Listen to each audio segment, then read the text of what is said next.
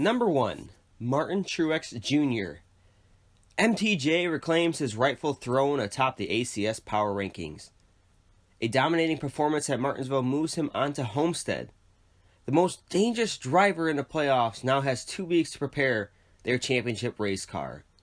I think it's safe to say Truex has jumped his teammate Denny Hamlin as the title favorite. Number 2. Denny Hamlin.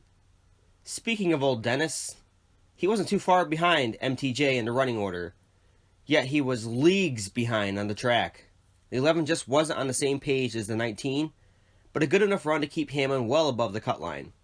Denny may not be my title favorite anymore, but he received some style points for his post-race interview. The Logano impression was gold.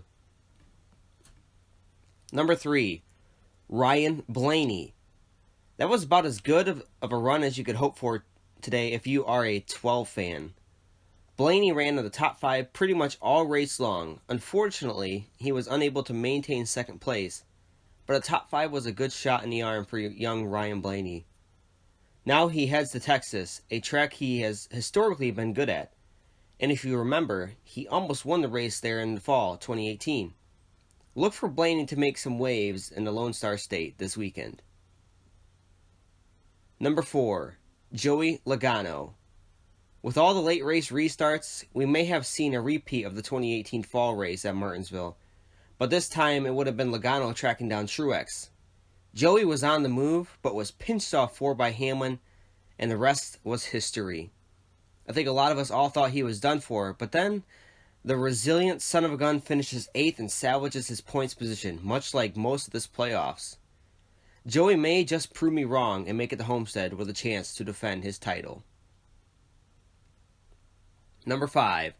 Kevin Harvick. Happy continues to fly under the radar.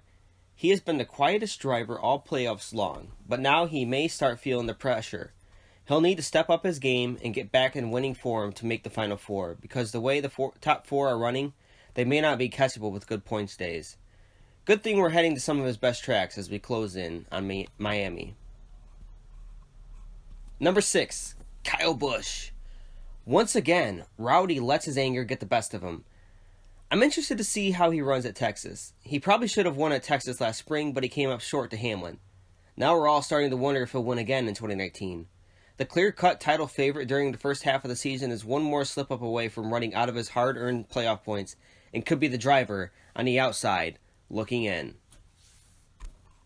Number 7. Chase Elliott. I'm not really punishing the driver because he has been stellar, but this poor ranking is deserving solely because of his team. There have been heartbreaking mechanical failures throughout the season for the 9 team. This is uncharacteristic of a team that prided themselves on bringing a complete car to each race.